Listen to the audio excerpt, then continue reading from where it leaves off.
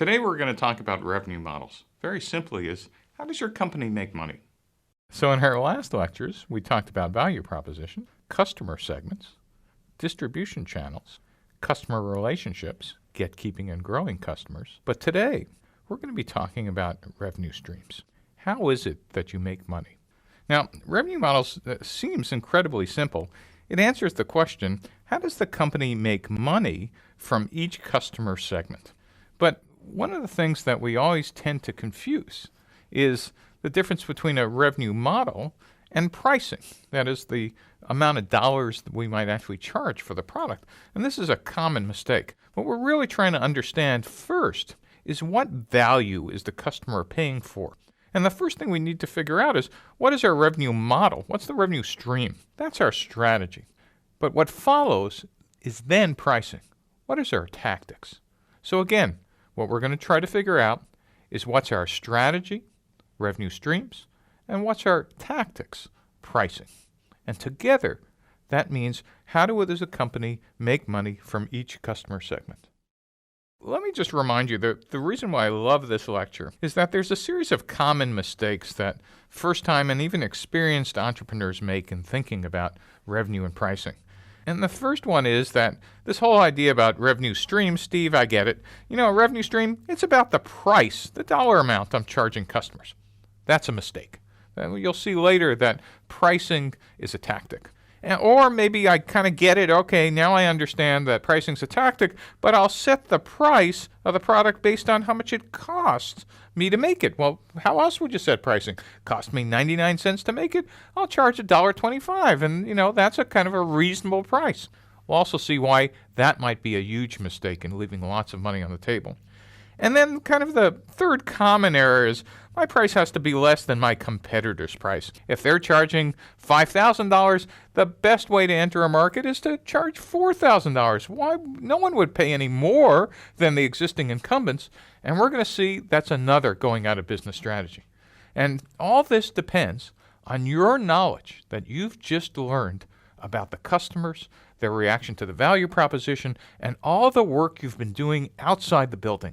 You're going to have an incredible advantage in thinking about revenue and pricing. So the two questions we're going to talk about now are, what are my revenue streams? And next, within the revenue streams, how do I price the product? So let's take a look. What exactly is a revenue stream? A revenue stream is the strategy the company uses to generate cash from each customer segment. So if you have multiple customer segments, you may have multiple revenue streams. We'll go into this in some detail, but let's define pricing. Pricing are the tactics you use to set the price. How many dollars or pounds, or is it free, in each of these customer segments. So now let's go back and look at the revenue stream in some detail. First couple of questions you need to answer is, number one, what value are customers willing to pay for? Well, how do you know this? Well, on day one, you're just sitting in your building or in your classroom or in your lab, and you're guessing. You're going, hey, these are my customers, guess. These are the features they care about, guess. This is the value they're going to pay for, guess. But by now, you've been in front of a ton of customers. You've talked to them just extensively, and you understand what it is they value. And that's what we're going to use to figure out what the revenue streams and pricing are. The next thing that you actually found out outside the building was, how do customers pay for products today? Also, you want to understand, how much are they paying? So how do they pay and how much do they pay? So for big picture, let's go take a look at the revenue stream choices at the highest possible level. So I've just told you the difference between revenue streams and pricing models, but let's take a look at an example. So imagine I have 15 sales reps and they cover 27 cities in the United States and they're traveling all the time and they work for me. And by the way, my product, its material cost is $99 and I decided I'm going to add a $30 gross margin on top of it, so I sell the product for $129. So why don't you think about this for a second and tell me, which part was the revenue stream and which part was the pricing tactic? Are the sales reps in 27 cities the revenue stream? Or are the cost plus $30 the revenue stream? Was the pricing tactics the sales rep, or was it the cost plus the gross margin? Another type of sale is an actual asset sale, direct sale. This is sale of ownership of the right to a physical product. And in a physical channel, some best examples are, buying cars, Ford or General Motors or Nissan, or going into a Walmart, buying products in their massive stores, or going to your local hardware store and buying some thermometers. Or, as we said earlier, there could be a usage fee strategy, and the fee is proportional to how much of the service you used. What's an example of companies that do usage fees? Well, every time you use your cell phone, either for voice or data, you're paying a fee proportional to the services. Or if you're a web developer, Amazon's web service has been the reason why the web has exploded, because you no longer need to buy hardware, but you're paying per computing or per database size or anything else. Or FedEx. You're now paying for every envelope or package you ship. Or, what's really interesting is electric power. Always used to be metered in proportional to the service, but now new solar companies have decided that instead of selling solar panels, their business model is we'll install the panels for free, but we'll also become a utility. These are usage fee revenue strategies. Subscription fee. Instead of paying per use, why don't we pay kind of a flat fee every month for continuous access to a service? What's an example of that? Well, Salesforce.com. We pay literally for a continued use of the product, or maybe a better example is Netflix with all-you-could-eat downloads for videos. Want to watch infinite number of movies? You pay just a flat subscription fee. There are other revenue models, like renting. We rent houses, but the best example for me is Chegg in the book business. Now all of a sudden, I could temporarily rent books or borrow lenses, which says, listen, instead of buying expensive camera gear, which you might just use intermittently for photo shoots, like expensive Hasselblads or expensive lenses, why don't you just go in and rent them for a temporary amount of time? And of course, in the U.S. and overseas, car rentals are the exact example for transportation. Instead of buying a car in every city, when you get off a plane, it's very easy, and we just kind of take for granted that you could have temporary access to automobiles, drive them for hours or days, and return them. Another type of revenue model is licensing. It's a fee for use for intellectual property, IP. What's an example of using somebody's IP? I can't think of one. Well, if you ever used any software from any computer manufacturer, congratulations. If you ever read the fine print from Microsoft or Electronic Arts or even Apple, you don't own your software. You're actually using it under a license. Surprise!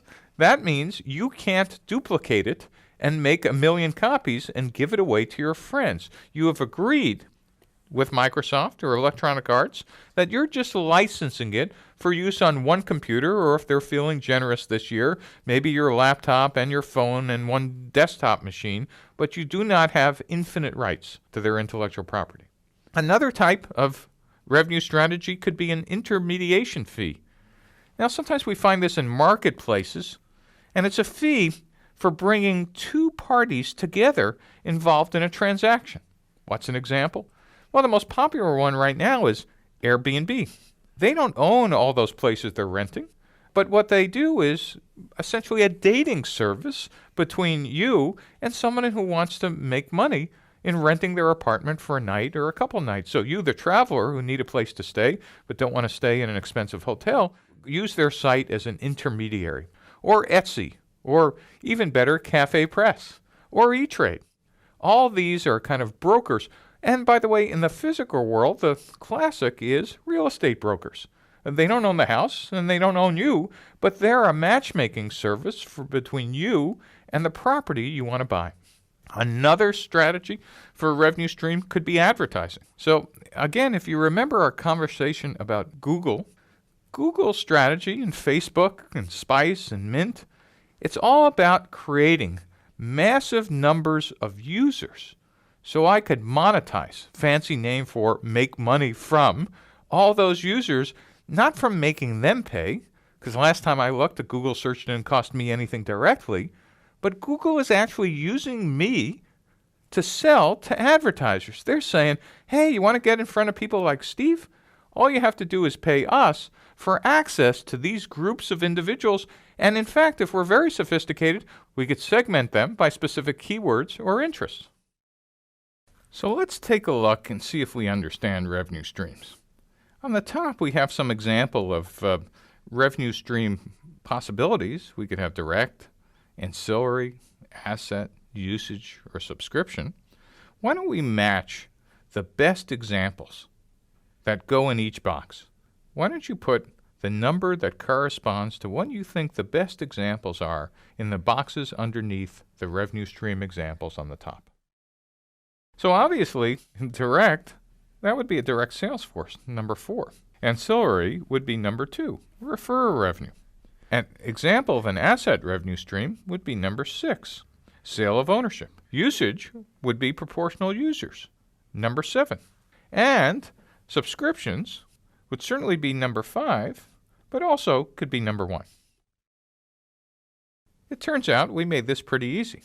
The first 3, cost-based pricing, value-based pricing, or volume-based pricing, are all examples of fixed pricing tactics. And that just means that the last 3, yield management, real-time, and auctions, are examples of dynamic pricing. A couple of mistakes right on tactics I just want to remind you about. I mentioned them earlier, but a common startup error on day 1 is let's price on cost. We know how much it takes to build our product. We'll just add a markup that is a profit, and therefore we have a price. Well, how hard can that be? This is typically not a strategic way to price. You might end up here, but boy, there's a lot more moves on the table. What you really want to think about is not just your internal economics, but the customer insight that you actually have. So I want you to think about, yes, pricing on cost is maybe the first place we start, but are we leaving a ton of money on the table? Because the alternative to pricing on cost is pricing on value. As we said earlier, you now know your customer segment's perception of the value of your value prop. Is it about time saved, new efficiency created? Remember we talked earlier about pains and gains for this customer segment. What is it that they value? Why are you saving them a ton of money? Now, customers don't necessarily feel that they want to pay this way, but smart marketeers and smart startup executives can convince customers that instead of paying on cost, they really ought to be thinking about that your company is unique in providing the most value, not just the cheapest product. One of the things I just want to re-emphasize, because we mentioned it earlier, is the difference between single-sided markets and multi-sided markets. Now, single-sided markets, the customer is the user and the payer. That's a single-sided market. There are no separate users and there are no separate payers. You're it. Congratulations. You're the customer and you're going to pay for it. But in multi-sided markets, there might be users, but there also might be very separate people who are payers. And the example we keep using is Google, because everybody around the world has probably had at one time or another been a Google user. And when you use the Google search bar, you're one side of a multi-sided market. You're the user, but you're not the payer. You're not paying for the product. But in reality, you're paying implicitly because there is another side. The other side are the people using Google AdWords to look for keywords. And in multi-sided markets, the company, your startup, typically cares about acquiring a massive amount of users and then figuring out how to monetize those users next. Google decided to go for millions and then tens of millions of users, and then the keywords came after. Now, depending on your investors, this might be their strategy. I tend to prefer that we actually try to look for who the payers are as early as possible. But this is a question you might want to ask your investors. Do we go for lots of users and then say, if we get 10 million people, the revenues will come? Or do we want to look at both sides of the market at the same time?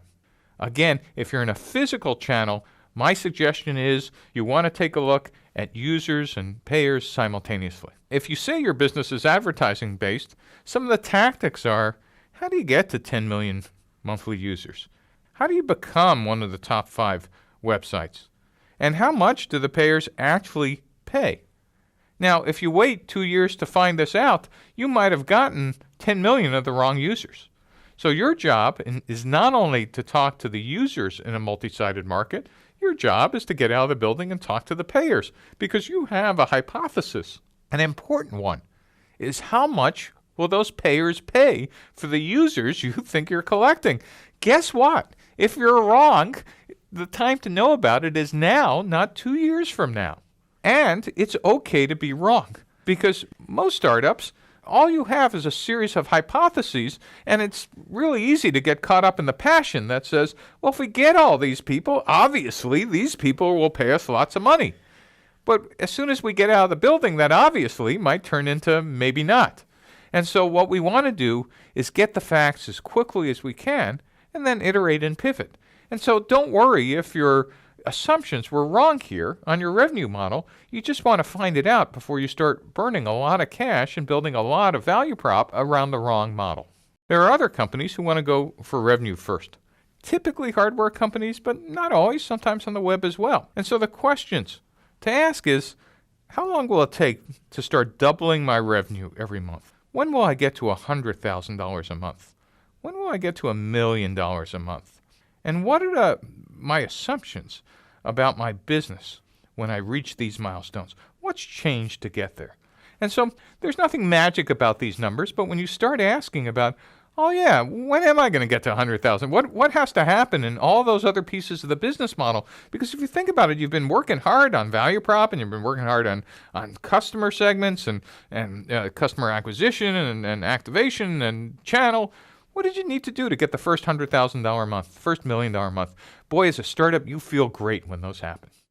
So in summary and revenue model, for this class, the best thing that you could do is start drawing the diagram. So what I want you to do is draw the diagram of both your revenue streams and your pricing, and I want you to actually put numbers in it. So let's assume this is your company over here. And what you've discovered is that there are 3 different customer segments. Look at that. Tenants and property owners and leasing companies. I want to know, is this a subscription? What is the revenue stream that you have between each one of these customer segments? And what are the pricing tactics? And then how do you make money and what do you provide? And all of a sudden, you could now see both the revenue stream and the pricing going back and forth. I just really believe if you could draw it, you have a handle on understanding it. And don't worry, on day one, as if you start drawing it and realize, well, I really don't understand this stuff. That's just a signal. Time to get out of the building again, talk to some more people, and say, well, how are we going to make money here? Because I can't even explain it to myself. Let's take a look at our JerseySquare team. And because they understand their archetype was interested in both subscription and rental, let's see what they were thinking. And they said, well, let's see, one particular model could be an annual subscription, which is a strategy. And here's the tactic at $199 per year. And we could give them authentic top-of-the-line jerseys and free shipping and send a jersey back in exchange for another. And we could offer them either a yearly price or we could offer them a monthly price, which would cost more but wouldn't commit them for such a longer period of time, but they would get the exact same features. They discovered there was another archetype, another customer segment that was a casual users. And these people just wanted a one-time use for a one-week rental for a particular game. Well, you get a top-of-line jersey and you get shipping, but the goal was you send the jersey back within 1 week and we won't charge you for the jersey, and that's a rental. So they had 3 pricing models they were now going to A/B test for price elasticity. So some of the revenue model questions. What is it my customers are paying for? What's the value? What is it when they look at my company and my products? And by the way, what capacity do they have to pay? They might love it. In fact, everybody who looks at a Ferrari or a Tesla Model S might say, "Why, yes, I'd love to pay for that, but you know what? My wife won't let me, or I just don't have the money." That is the total available market, of potential users equal to your needs for revenue. You might have built a product so expensive that the customer segment you've targeted just can't afford it. And then how will you package your product? And package, I don't mean what kind of pretty box is it in. Another mistake startups make, particularly engineering-driven startups, is putting every possible feature into the first product, not thinking that perhaps, well, wait a minute, maybe we could kind of decompose the product, that is, take it apart, and offer these as add-ons or as ancillary products or separate products, etc. So how will you package your product should not just be an engineering functionality decision, it should be a value-based decision. And as we said, the same with pricing. How will you price? What kind of tactics will you use?